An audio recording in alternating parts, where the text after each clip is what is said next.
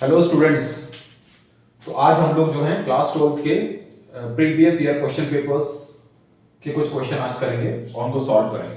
ठीक है, ये जो क्वेश्चंस हैं ये फिलहाल दो टॉपिक पर आधारित होंगे। एक स्थिर वैद्युतिकी यानी कि आवेश एक जगह पर स्थिर हैं, इस टॉपिक पर होगा, और एक विद्युत धारा यानी कि आवेश बह रहे हैं समय के साथ यानी कि धारा होगी, इस पर आधारित होंगे। ये पिछले साल के जो कुछ क्वेश्चन पेपर्स हैं, मतलब अभी 2025 का पेपर हो चुका है और उसके बाद 2024-23 हो चुका, तो उसके जितने भी क्वेश्चंस हैं प्रीवियस ईयर क्वेश्चंस है सीबीएसई बोर्ड के। आपको पता है सीबीएसई बोर्ड के जो क्वेश्चंस हैं बहुत ही अच्छे लेवल के अब आने लगे हैं, छोटे लेवल के नहीं है, बहुत अच्छे लेवल के हैं। तो उन क्वेश्चंस को हम सॉल्व करने का प्रयास करेंगे। हो सकता उनमें कुछ क्वेश्चंस इजी भी हैं, लेकिन अगर आप ये 2025 से 24 के पेपर्स 2024 से क्वेश्चन पेपर्स थोड़े से टफ आना शुरू हुए हैं, ये चीज आपको ध्यान देनी है। स्टैंडर्ड पेपर आने लगे हैं कि अगर आप उन बोर्ड के पेपर की तैयारी करनी है तो समझ लीजिए, अगर उन बोर्ड के पेपर की आप तैयारी कर रहे हैं उस लेवल पर, तो इसका मतलब आप नीट जेईई की ऑटोमेटिकली तैयारी कर रहे हैं। तो अगर आप इन पुराने क्वेश्चन को सॉल्व करते हैं तो समझ लीजिए एक प्रकार से आप नीट और जेईई दोनों के क्वेश्चंस को भी आप आराम से सॉल्व कर रहे हैं। ठीक है बेटा, तो जैसे क्वेश्चन है ये स्थिर वैद्युतिकी पर होगा, यानी कि आवेश जो है वो एक जगह पर स्थिर रहेंगे और विद्युत धारा पर आधारित रहेंगे। जैसे पहला क्वेश्चन ले लेते हैं। ठीक है, हिंदी मीडियम स्टूडेंट्स के लिए, लेकिन ये क्वेश्चन जो है मेरे पास इंग्लिश मीडियम का है, कोई बात नहीं, तो मैं इसको ऐसे ही लिख दूंगा। दो आवेश, हिंदी में लिख देते हैं, चलिए, दो आवेश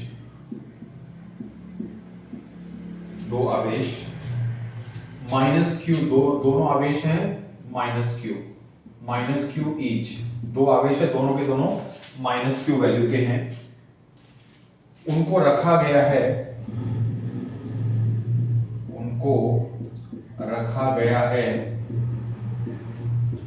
दो आवेश उनको रखा गया है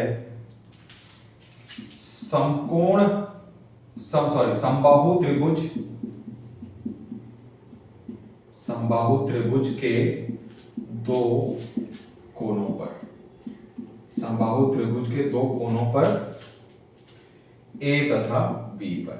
ठीक है, ए तथा बी पर ऐसा कुछ रखा गया। यदि एम ए बी का मध्य बिंदु है, यदि एम ए बी का मध्य बिंदु है, तो तुल्य विद्युत क्षेत्र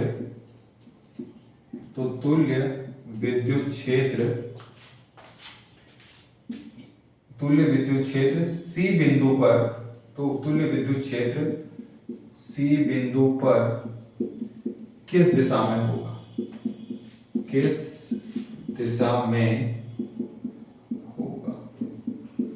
ठीक, किस दिशा में होगा।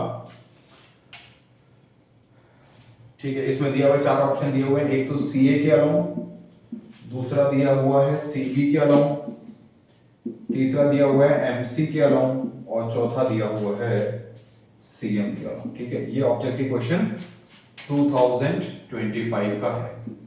ठीक है, ये ऑब्जेक्टिव क्वेश्चन 2025 का है।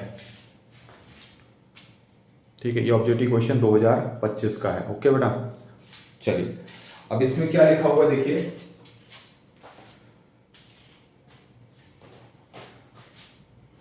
दो आवेश माइनस क्यू, दोनों आवेश माइनस क्यू के हैं, उनको रखा गया है समबाहु त्रिभुज के दो कोनों पर। तो चलिए समबाहु त्रिभुज बना लेते हैं। ये समबाहु त्रिभुज बना लिया, इसके दो कोनों पर मान के चलो, इस कोने को ए मान लेते हैं, इस कोने को बी मान लेते हैं, तो ऑटोमेटिकली पॉइंट होगा सी। और ये दोनों के दोनों आवेश, यहां पर भी जो आवेश है वो माइनस क्यू है, और यहां पर भी जो आवेश है वो है माइनस क्यू। ए तथा बी पर यदि एम ए बी का मध्य बिंदु है, चलिए ए बी का मध्य बिंदु ये बना लेते हैं हम। फिर उन्होंने पूछा है तो तुल्य विद्युत क्षेत्र सी बिंदु पर किस दिशा में होगा। चलिए सी बिंदु ये किस दिशा में होगा विद्युत क्षेत्र, ये हमको कैलकुलेट करना है। सिर्फ दिशा बतानी है, मान नहीं निकालना है। तो बड़ा इंटरेस्टिंग, वैसे भी ये समबाहु त्रिभुज है, तो समबाहु त्रिभुज में क्या होगा, ये एक बिंदु आवेश है, बिंदु स्रोत आवेश है, ये भी एक बिंदु स्रोत आवेश है। तो इस बिंदु स्रोत आवेश की वजह से इस सी बिंदु पर, ये आवेश है, इसकी वजह से सी बिंदु पर विद्युत क्षेत्र इस आवेश की तरफ होगा, यानी कि ए की तरफ होगा। किसी भी नेगेटिव आवेश की वजह से किसी भी बिंदु पर विद्युत क्षेत्र आवेश की तरफ होता है, यानी कि इस पॉइंट पर माइनस क्यू की वजह से माइनस क्यू की तरफ होगा ये। और मान के चलते हैं इस विद्युत क्षेत्र को E1 मान लेते हैं, ये भी माइनस आवेश है, तो इसकी वजह से इस बिंदु पर विद्युत क्षेत्र इस डायरेक्शन में होगा, और इसको E2 मान लेते हैं। ठीक है, अब इस आवेश का मान भी क्यू है, इस आवेश का मान भी क्यू है। इस आवेश की इस बिंदु से दूरी जितनी होगी उतनी ही दूरी इस बी बिंदु, इस माइनस क्यू की इस सी बिंदु से होगी, यानी कि सी बिंदु इन दोनों आवेशों से बराबर दूरी पर है, क्योंकि ये समबाहु त्रिभुज पर है। इसका मतलब है जो हमने E1 और E2 का मान अलग अलग लिखा है वो दोनों बेसिकली सेम है, EB और ये भी क्या होगा, E होगा। यानी कि इस सी बिंदु पर दो विद्युत क्षेत्र हैं, एक ये और दूसरा ये, तो दो विद्युत क्षेत्र हैं। अब ये दोनों विद्युत क्षेत्र इस तरीके से हैं, तो यदि हम इनका तुल्य निकालेंगे, वो तुल्य बिल्कुल बीचों बीच से जाएगा, इस तरीके से तुल्य बिल्कुल बीचों बीच से जाएगा। ये चीज, ये एक विद्युत क्षेत्र E2, ये एक विद्युत क्षेत्र E1, हालांकि दोनों का मान E है, लेकिन जो उनका तुल्य जाएगा वो बिल्कुल बीचों बीच से जाएगा, क्योंकि समबाहु त्रिभुज की खासियत होने की वजह से बिल्कुल यहां से इनका तुल्य जाएगा, यानी कि यही होगा इनका तुल्य वैद्युत क्षेत्र की दिशा।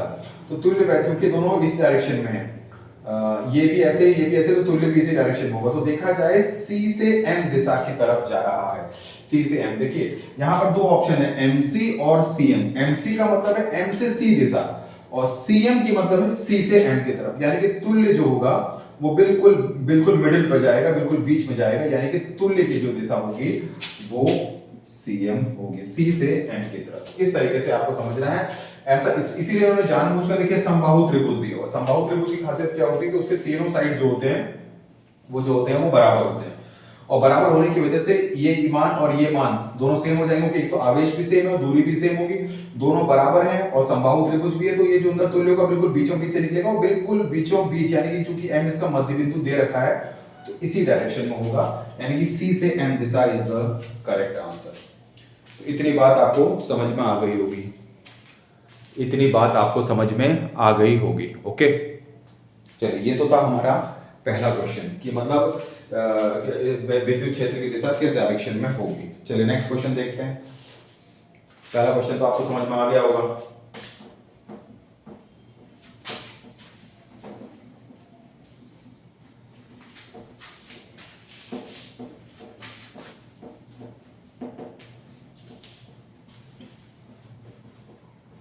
चलिए अगला क्वेश्चन देखते हैं, सेकंड क्वेश्चन।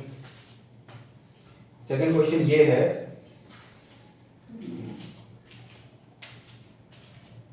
ये भी 2025 का क्वेश्चन है, अभी लेटेस्ट। एक विद्यार्थी के पास, क्वेश्चन है, एक विद्यार्थी के पास, इंग्लिश में है लेकिन मैं इसको हिंदी में ट्रांसलेट कर दे रहा हूं मोटा मोटा। एक विद्यार्थी के पास 3 प्रतिरोध हैं, 3 प्रतिरोध हैं। एक विद्यार्थी के पास 3 प्रतिरोध हैं और तीनों का मान R है। तीनों का मान कितना है बेटा? R है।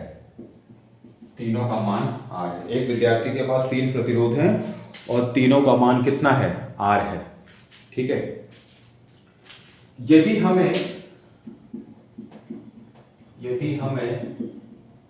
2/3 R का तुल्य प्रतिरोध बनाना है, 2/3 R का तुल्य प्रतिरोध बनाना है,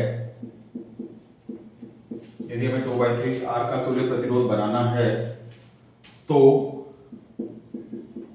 किस तरह इन तीनों को जोड़ना चाहिए? इन तीनों को किस तरह इन तीनों को जोड़ना चाहिए? तो किस तरह इन तीनों को जोड़ना चाहिए? ठीक है, तो हमें 2/3 R लाना है और 3 है। इसका मतलब है पहला एक प्रतिरोध है, उसका मान R है, दूसरा एक और वायर है या प्रतिरोध है, उसका मान भी R है, तीसरा जो है उसका मान भी कितना है? R है। अब हमें 2/3 R लाना है, 2/3 R लाना है, तो किस तरह जोड़ें तीनों को? ठीक है, ऐसा करते हैं, देखिए जोड़ने का तरीका तो क्या, अगर हम तीनों को, देखिए तीनों को यदि हम श्रेणी क्रम में जोड़ देंगे तो r plus r plus r 3r हो जाएगा। तो 3r तो यानी कि हमें तो 2/3r चाहिए, तो हमें नहीं मिलेगा। तीनों को यदि हम समांतर क्रम में जोड़ दें, क्योंकि 3 लोग हैं तो 3 से भाग हो जाएगा, यानी r/3 हो जाएगा। r मैंने बताया ना, अगर एक जैसे प्रतिरोध यदि समांतर क्रम में जोड़े जाएं, r r r r करके n बार समांतर, तो उनका तुल्य प्रतिरोध r/n होगा। तो यहाँ पर 3 है, तीनों को यदि हम समांतर क्रम में जोड़ें तो r/3 आएगा। तो इससे पता चलता है कि तीनों को हम ना तो श्रेणी क्रम में एक साथ जोड़ सकते हैं, ना हम तीनों को एक ही बार में समांतर क्रम में जोड़ सकते हैं। तो इसका मतलब है किन्हीं दोनों के साथ श्रेणी क्रम और एक को समांतर क्रम इस तरीके से लाना पड़ेगा। देखिए मान के चलते हैं पहला r और दूसरा r, ये दो, इनको हम श्रेणी क्रम में जोड़ देते हैं r प्लस r। तो बताइए ये r प्लस r मिलकर कितना बन जाएगा, 2r। ठीक, 2r। अब कौन सा प्रतिरोध बचा, तीसरा। तीसरे वाले को इसके साथ जो है वो समांतर क्रम में जोड़ दो। तो समांतर क्रम में जोड़ने का मतलब ये हुआ कि कुछ ऐसे आप जोड़ दीजिए, ये, और यहां से कनेक्शन दिखाइए, तभी आप क्लियर होगा। ये कनेक्शन ऐसे दिखा देते हैं, ये कनेक्शन ऐसे दिखा दिया, इसका मतलब है ये दोनों श्रेणी क्रम में हो गए। तो श्रेणी क्रम में इनसे क्या मिला, श्रेणी क्रम में इनसे हमको 2r मिल गया। फिर ये 2r और ये r आपस में समांतर क्रम में है, तो इसका मतलब, ये कहने का मतलब है कि यहां पर हमको मिल गया कितना, 2r, और यहां पर हमको मिल गया r। इसको थोड़ा इधर से इधर बढ़ाएंगे तब ये समांतर क्रम जैसा महसूस होगा, और ये वैल्यू कितनी है, r है। अब इन दोनों का जो तुल्य प्रतिरोध निकलेगा, R इक्विवेलेंट, फॉर्मूला क्या होता है, R1 R2 upon R1 plus R2। दो अगर प्रतिरोध समांतर क्रम में है तो इसका फॉर्मूला हो जाता है R1 R2 upon R1 plus R2। ठीक है, ये समझ लीजिए, इसको समझ लीजिए R1, इसको समझ लीजिए R2, यानी कि इसकी वैल्यू हो जाएगी 2R into R upon 2R plus R। तो 2R इंटू R हो गया कितना, 2R square. 2r into are हो गया हमारा कितना, 2r स्क्वायर, और 2r प्लस r की वैल्यू हमारी हो गई दैट इज 3r। तो r से r कटेगा, तो इसका मतलब है हमारा जो तुल्य प्रतिरोध आएगा 2/3, एक r स्क्वायर से r कटेगा तो ये आ गया। तो आपको आंसर कैसे लिखना है कि सर दो लोगों को श्रेणी क्रम में जोड़ दीजिए और उस श्रेणी क्रम के साथ तीसरे वाले को समांतर क्रम में जोड़ दीजिए, तो हमारा ये 2/3r हमारा आंसर आ जाएगा। हालांकि यहाँ पर 4 ऑप्शन दे रखे हैं किस तरह कनेक्ट हो जाएगा, ठीक है, लेकिन जब आप सॉल्व करेंगे तभी तो उनमें से ऑप्शन बनेंगे, तो ये चीज आपको ध्यान देनी है। ओके, ठीक, तो समझ में आ गई होगी ये बात आपको। चलिए आगे बढ़ते हैं।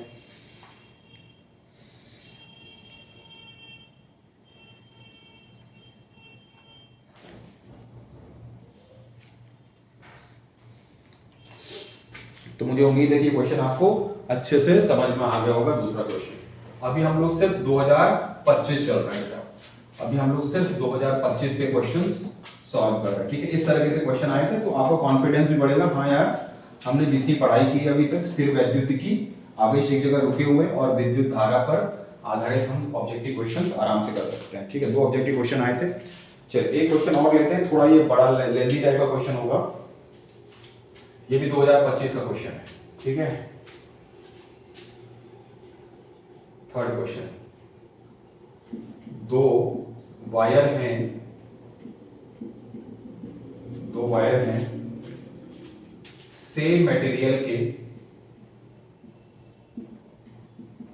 2 वायर हैं सेम मटेरियल के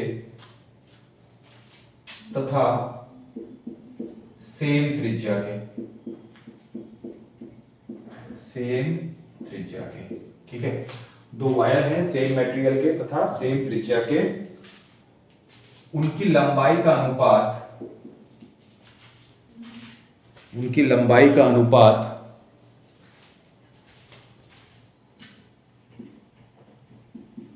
उनकी लंबाई का अनुपात, ठीक है, उनकी लंबाई का अनुपात 2:3 है, इस तरीके से दे रखा है। यानी कि 2 वायर हैं, वो सेम धातु के बने हुए हैं, उनकी त्रिज्या भी सेम है लेकिन उनकी लंबाई अलग अलग है, 2:3 दे रखा है। ठीक है, इनको बैटरी से समांतर क्रम में जोड़ा गया है, इनको बैटरी से समांतर क्रम में, इनको बैटरी से समांतर क्रम से, या मैं जो भी है समांतर क्रम से जोड़ा गया। कोई डायग्राम नहीं दी मैंने, डायग्राम हम लोग खुद दिमाग लगा के, समांतर क्रम से जोड़ा गया है। और यह बैटरी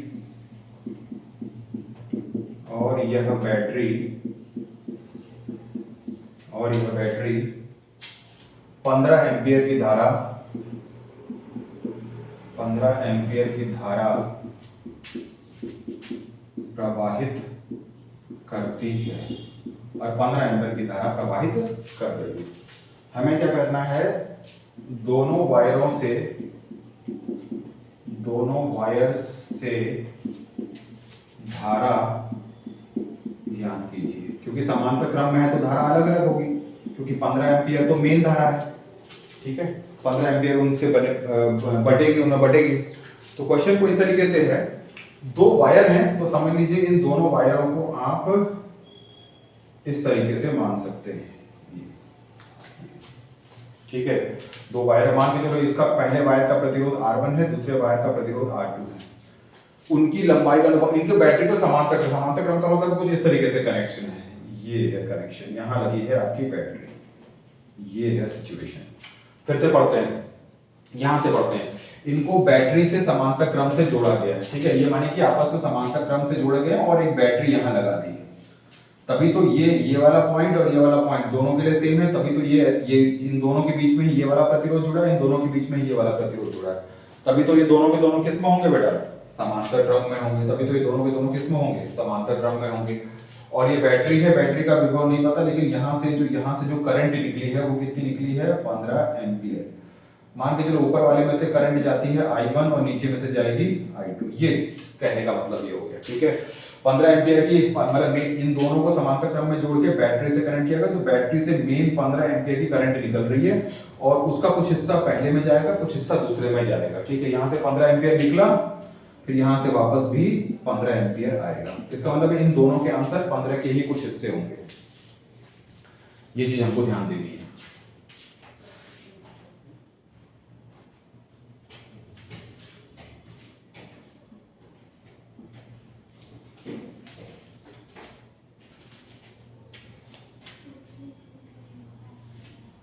ठीक है, अब देखो कैसे करेंगे। सबसे पहले ये देखो, R1, किसी भी वायर का यदि प्रतिरोध निकालना है तो फॉर्मूला होता है ρL/A। चलिए ऐसा कर लेते हैं, इसको ρ1 कर लेते हैं, L1 कर लेते हैं और A1 कर लेते हैं, पहला वायर। दूसरे वायर का प्रतिरोध निकालना है तो फॉर्मूला हो जाएगा ρ2L2/A2। ये दूसरे वायर का प्रतिरोध हो जाएगा, ठीक है, दूसरे वायर का प्रतिरोध हो जाएगा। अब दिमाग ऐसे चलाना है कि इनका रेजिस्टेंस कैसे निकलेगा। देखिए, एक बात तो कंफर्म है, ρ1 और ρ2, मतलब हमने तो इन जनरल मान लिया कि पहले वायर का प्रतिरोध, पहले वायर ये जो ρ1 होता है, ये मटेरियल की खूबी होती है। वायर जिस भी मटेरियल का बना होता है उसकी खूबी होती है, यानी कि पहले वायर का विशिष्ट प्रतिरोध है ρ1, दूसरे का है ρ2। लेकिन जब चूंकि दिया हुआ है कि दोनों के मटेरियल सेम है, यानी कि दोनों का जो रो होगा वो सेम होगा, यानी कि हम कह सकते हैं कि ρ1 बराबर ρ2 बराबर रो मान लीजिए, ठीक है। दोनों की लंबाई भी सेम है, सॉरी दोनों की त्रिज्या सेम है। तो पूछेगा त्रिज्या से क्या तात्पर्य होगा, त्रिज्या से एरिया का संबंध होगा। कहने का मतलब है कि पहला वायर मान लो कुछ ऐसा है, तो दूसरा वायर भी उतने ही साइज का है साइड से, ये वाला, यानी कि अगर इसकी भी त्रिज्या R है तो इसकी भी त्रिज्या R है, तो अगर त्रिज्या सेम होगी तो इसका एरिया भी क्या होगा, सेम होगा। इसका मतलब ये हुआ कि दोनों का एरिया भी सेम है, क्योंकि त्रिज्या सेम है तो दोनों का एरिया भी क्या होगा, सेम होगा। बस अंतर कहाँ है, अंतर है उनकी लंबाई में। लंबाई का अनुपात 2:3 है। लंबाई का अनुपात 2:3 का मतलब ये हुआ कि अगर पहले की लंबाई अगर 2x है तो दूसरे की लंबाई हो जाएगी 3x। पहले की लंबाई यदि 2x है तो दूसरे की लंबाई हो जाएगी 3x। इसका मतलब ये हुआ कि यदि हम R1 और R2 अभी हम क्वेश्चन को ये मत सोचिए कैसे सॉल्व होगा, अभी बात ये ध्यान दीजिए, क्योंकि आपके मतलब जो इंडिविजुअल वैल्यूज नहीं दी हुए, तो आप अनुपात लेके ही, सबसे बढ़िया तरीका अनुपात लेके सॉल्व करिए। तो जब हम R1 और R2 को सॉल्व करेंगे तो इसका रेशियो आ जाएगा L1 अपॉन L2 के बराबर, क्योंकि जब इन दोनों को डिवाइड करेंगे तो रो 1 से रो 2 कट जाएगा, दोनों सेम है। A1 से A2 कट जाएगा क्योंकि दोनों सेम है, कट सिर्फ L1 और L2, यानी कि रेजिस्टेंस सिर्फ लंबाई पर निर्भर करेंगे। वैसे तो रेजिस्टेंस किस मटेरियल का बना है उस पर निर्भर करता है, लंबाई पर निर्भर करता है और एरिया पर निर्भर करता है, क्योंकि जब हम दोनों को तुलना कर रहे हैं तो रो सेम हो जा रहा है, एरिया भी सेम हो जा रहा है, तो यानी कि रो सिर्फ दोनों वायर के जो प्रतिरोध है सिर्फ लंबाई पर निर्भर करेंगे। तो पहले की लंबाई है 2x, दूसरे की लंबाई 3x है, तो कट के वही हो गया 2:3, यानी कि दोनों प्रतिरोधों का अनुपात दोनों लंबाइयों के अनुपात के बराबर हो गया, यानी कि 2/3 हो गया। ठीक, अगर 2/3 हो गया, मान लो कि R1 बराबर 2Z है। देखिए R1 और R2 का अनुपात 2:3 होने का मतलब है कि R1 की वैल्यू को 2Z कर लें तो R2 की वैल्यू हमारी 3Z हो जाएगी। R2 की वैल्यू हमारी कितनी हो जाएगी? 3Z हो जाएगी। ठीक, अच्छा, यहां तक तो बात आपको समझ में आ गई होगी। सर यहां तक तो हमको समझ में आया। फिर ये Z क्यों लिखा? क्योंकि वो अनुपात है ना। जैसे यहां पर देखिए जो अनुपात था वो अनुपात था 2:3। जैसे आपने कहा कि अगर किसी भी दो चीजों का अनुपात 2:3 है तो पहली लंबाई 2x, दूसरी लंबाई कितनी 3x, मतलब एक x से गुणा कर देते हैं, मतलब l, क्योंकि वो 2 और 3 तो नहीं लिख सकते ना, उनकी लंबाइयों का अनुपात 2:3 है, उनकी लंबाइयों का अनुपात 2:3 है, लंबाइयों का अनुपात 2:3 है, इसलिए हम ये नहीं कह सकते कि लंबाई 2 है लंबाई 3 है, तो लंबाई 2 गुना कुछ होगी या 3 गुना कुछ होगी, इसलिए 2x लिख सकते हैं, आपने बचपन से पढ़ते आए होंगे। उसी तरीके से प्रतिरोधों का अनुपात यदि 2:3 है तो पहले प्रतिरोध को 2Z लिख लिया, दूसरे प्रतिरोध को 3Z लिख लिया, यानी कि एक बात तो कंफर्म है कि पहले वाले का प्रतिरोध कम है क्योंकि 2Z है और दूसरी यानी कि ये हो गया। आपको पूछेगा हमें तो भैया ये जो मेन जो करंट है वो 15 एंपियर की धारा प्रवाहित हो रही थी, इन दोनों में से हम करंट कैसे निकालेंगे, इन दोनों में से हम करंट कैसे कैलकुलेट करेंगे, ये हमारा मेन टारगेट है। ठीक है, दोनों में से करंट कैसे निकालेंगे? तो दोनों में से करंट निकालने के लिए देखिए सीधा सा कांसेप्ट ये है कि ना सर ये रेजिस्टेंस तो आपके आगे देखिए कुल मिला के सही से रेजिस्टेंस नहीं आ रही। ठीक है, सही से रेजिस्टेंस नहीं आए, मतलब ये 2Z और 3Z है, करंट कैसे आप पता करेंगे? देखिए बहुत सीधी सी बात है, ये वायर और ये वायर दोनों समांतर क्रम में जुड़े हैं, यानी कि दोनों बिंदुओं के बीच में जुड़े हैं। जैसा कि सवाल में जब कोई चीज समांतर क्रम में जोड़ी जाएगी तो जो विभवांतर R1 के अक्रॉस होगा उतना ही विभवांतर R2 के अक्रॉस होगा।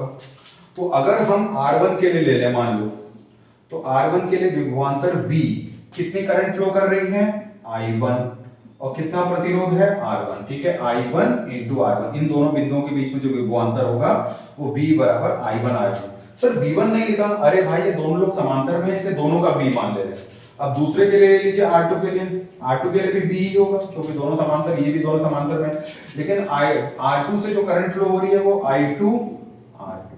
ठीक है, ये भी V है, ये भी V है क्योंकि समांतर क्रम में जुड़े हैं, यानी कि हम दोनों को इक्वल कर सकते हैं। दोनों को इक्वल करने का मतलब है कि भैया I1 R1 बराबर I2 R2 हो गया। तो इसका मतलब है कि I1 का हमें नहीं पता, कोई बात नहीं, I1 हो गया। R1 कितना है? R1 है 2Z।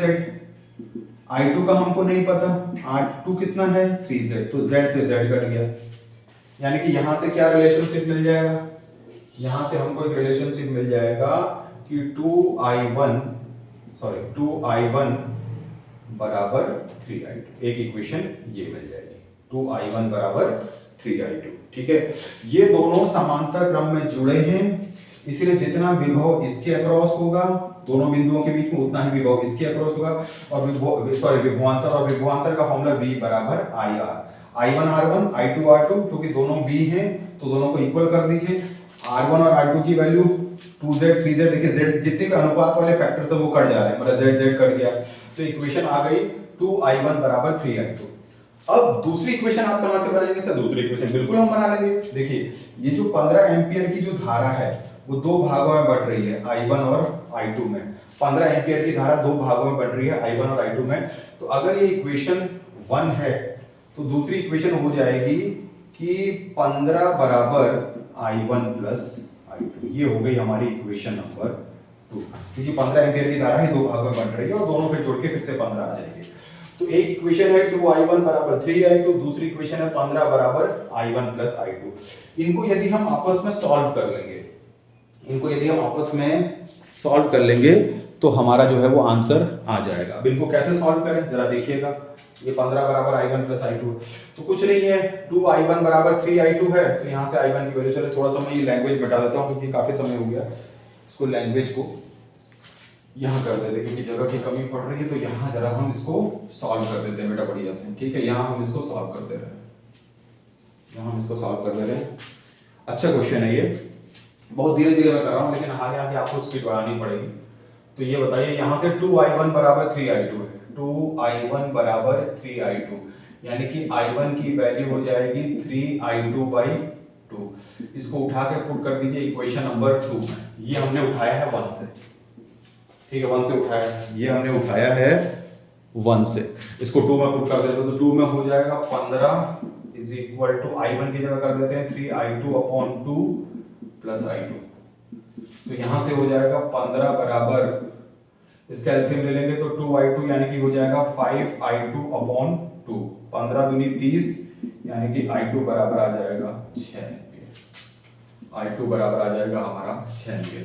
जब i2 बराबर 6 एम्पियर आ जाएगा तो i1 प्लस i2 बराबर 15 है, यहाँ 6 रखोगे तो 15 में से 6 गया 9, यानी कि i1 की वैल्यू जो आ जाएगी वो आ जाएगी 9 एम्पियर। इस तरीके से हम सॉल्व कर सकते हैं, ठीक है। क्वेश्चन में ये था कि दो वायर हैं, उनको बैटरी से समांतर क्रम में कनेक्ट किया गया, दोनों का विशिष्ट प्रतिरोध, दोनों सेम मटेरियल के हैं, दोनों के रो सेम होंगे, दोनों की त्रिज्या सेम है यानी कि दोनों का एरिया सेम होगा, यानी कि जो प्रतिरोध है वो सिर्फ लंबाई के अकॉर्डिंग चलेंगे। लंबाई का अनुपात यदि 2:3 है तो प्रतिरोध का अनुपात भी 2:3 हो जाएगा, क्योंकि रेजिस्टेंस लंबाई के डायरेक्टली प्रोपोर्शनल है, क्रमानुपाती। क्रमानुपाती से कहने का मतलब है जो लंबाई का, बाकी तो कट जा रहे हैं ना, रो रो ए कट जा रहे हैं, तो जो लंबाई का अनुपात होगा वही प्रतिरोधों का अनुपात होगा, तो इसलिए प्रतिरोधों का अनुपात भी 2:3 आ रहा है। तो एक प्रतिरोध को हमने 2z मान लिया, कोई जरूरी नहीं आप z माने, आप कुछ आप x क्योंकि मान लिया जैसे z, आप 2a मान सकते हैं, इसको 3a मान सकते हैं, 2b मान सकते हैं, 3b मान सकते हैं, ऐसे मान लिया, ठीक। उसके बाद फिर डायग्राम की तरफ देखा कि ये दोनों पैरेलल में हैं, तो I1 R1 इसके अक्रॉस विभवांतर होगा, I2 R2 इसके अक्रॉस विभवांतर होगा, दोनों विभवांतर सेम है, तो I1 R1 बराबर I2 R2 हो गया। तो R1 की जगह 2z रख दिया, R2 को ये z फिर से देखिए कट गए, तो एक रिलेशनशिप आ गया 2i1 बराबर 3i2। एक इक्वेशन ये हो गई। एक और इक्वेशन मिल जाए तो बढ़िया हो जाए, कहना सर ये 15 एम्पीयर की धारा ही तो दो भागों में बट रही है, यानी कि 15 बराबर i1 प्लस i2 हो गया। तो फिर इन दोनों इक्वेशन को सॉल्व कर लिया, i2 बराबर आ गया 6 एम्पीयर, यानी कि इस वाले में से i2 बराबर में इसमें 6 एम्पीयर आ गया और इस वाले में से 9 एम्पीयर। देखिए इसका प्रतिरोध कम था क्योंकि इसका प्रतिरोध था 2z, अगर प्रतिरोध कम होगा तो धारा ज्यादा बहेगी। R2 का प्रतिरोध था 3z, यानी कि इससे ज्यादा है, R2 का चूंकि प्रतिरोध ज्यादा है तो इसमें से करंट कम बहेगी, क्योंकि प्रतिरोध का मतलब ये है कि धारा का विरोध करना, तो जिसका प्रतिरोध कम होगा उसमें धारा ज्यादा बहेगी, तो I1 इसीलिए ज्यादा आ रहा है 9 एम्पीयर।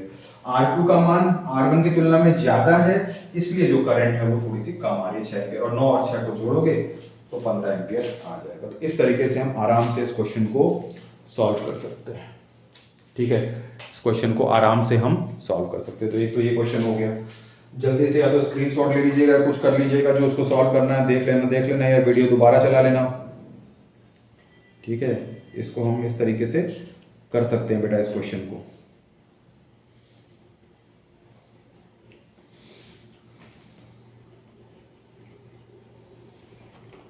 चलिए एक क्वेश्चन और करते हैं, इतनी बात आपको समझ में आ गई होगी।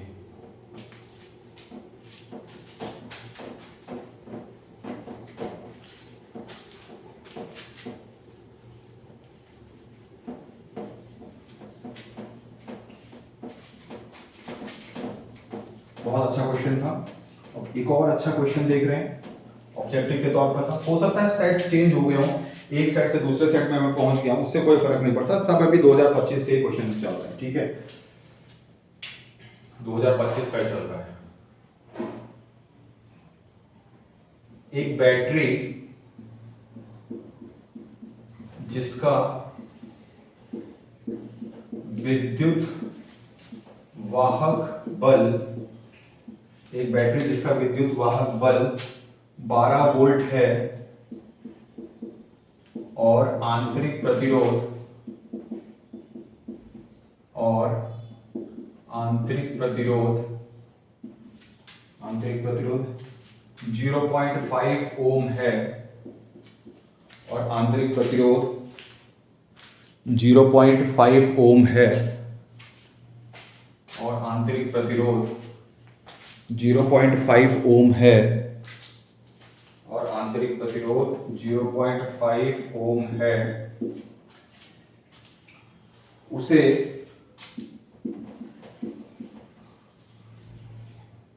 9.5 ओम के एक्सटर्नल प्रतिरोध से, बाह्य प्रतिरोध, या मैं थोड़ा मिक्स लैंग्वेज यूज कर रहा हूं, एक्सटर्नल प्रतिरोध से कुंजी द्वारा जोड़ा गया है, कुंजी द्वारा जोड़ा गया है, कुंजी द्वारा जोड़ा गया है।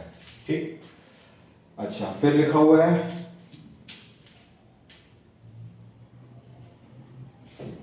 विभवांतरों का अनुपात ज्ञात कीजिए, विभवांतरों का अनुपात ज्ञात कीजिए, विभवांतरों का अनुपात ज्ञात कीजिए बैटरी के अक्रॉस, बैटरी के अक्रॉस, विभवांतरों का अनुपात ज्ञात कीजिए बैटरी के अक्रॉस जब कुंजी ओपन होती है तथा जब कुंजी बंद होती है, जब कुंजी बंद होती है। इसके 4 ऑप्शन दे रखे हैं। पहला है 1.05, दूसरा ऑप्शन है 1, तीसरा ऑप्शन है 0.95 और चौथा ऑप्शन है 1.1। ठीक है, 1.1 इस तरीके से हमारे पास क्वेश्चन है। ठीक है, ये आंतरिक प्रतिरोध पर सवाल है। एक बैटरी जिसका विद्युत वाहक बल 12 वोल्ट है, देखिए यहां डायग्राम बना दें, एक बैटरी बना देते हैं, उस बैटरी के बगल में ही कौन सा प्रतिरोध होता है, आंतरिक प्रतिरोध, जो कि एक्चुअली में चित्र में तो दिखाया गया लेकिन एक्चुअली में वो दिखता नहीं है। और इसके अक्रॉस आपको पता है ये बाह्य प्रतिरोध इस तरीके से जुड़ा हुआ है, ये बाह्य प्रतिरोध R है, ये इसका आंतरिक प्रतिरोध है और ये इसका विद्युत वाहक बल है। विद्युत वाहक बल प्लस माइनस, यानी कि ये वैल्यू जो है, ये जो वैल्यू गिवन है, ये कितनी गिवन है, ये है 12 वोल्ट की। एक बैटरी जिसका विद्युत वाहक बल 12, आंतरिक प्रतिरोध 0.5 ओम है, तो आंतरिक प्रतिरोध की वैल्यू जो है वो है 0.5 ओम, 0.5 ओम, और ये जो बाह्य प्रतिरोध है ये है 9.5 ओम, यानी कि आंतरिक प्रतिरोध की वैल्यू 0.5 ओम है और बाह्य प्रतिरोध की वैल्यू 9.5 ओम है। ठीक है, प्रतिरोध से कुंजी द्वारा जोड़ा गया। चलिए कुंजी भी लगा देते हैं, यहाँ पर ये कुंजी लगा देते हैं, यानी कि डायग्राम बहुत सिंपल है, जो आपने पढ़ा है बेटा आंतरिक प्रतिरोध का वही है। एक बैटरी जिसका विद्युत वाहक बल 12 वोल्ट है और आंतरिक प्रतिरोध 0.5 उसे 9.5 ओम के एक्सटर्नल प्रतिरोध से कुंजी द्वारा जोड़ा गया है। विभवांतरों का अनुपात ज्ञात कीजिए, दो विभवांतर अलग अलग है, तभी तो उन्होंने कहा कि विभवांतरों का अनुपात ज्ञात कीजिए। कारण कौन से विभवांतर, बैटरी के अक्रॉस, बैटरी के इधर उधर जो पॉइंट्स हैं उनके अक्रॉस जब कुंजी ओपन होती है। और अब हमें इसके समझना है कि जब कुंजी ओपन होती है तब विभवांतर होगा और जब कुंजी बंद होती है तब विभवांतर होगा, ये हमको कैलकुलेट करना है। जब कुंजी ओपन होती है, जब कुंजी ओपन होगी यानी कि कुंजी खुली होगी, यानी कि जैसे ये खुला हुआ यहां पर दिख रहा है, जब कुंजी खुली होगी तब इसका मतलब है इसमें से कोई भी धारा प्रवाहित नहीं होगी, क्योंकि खुली होगी तो कोई भी धारा प्रवाहित नहीं होगी।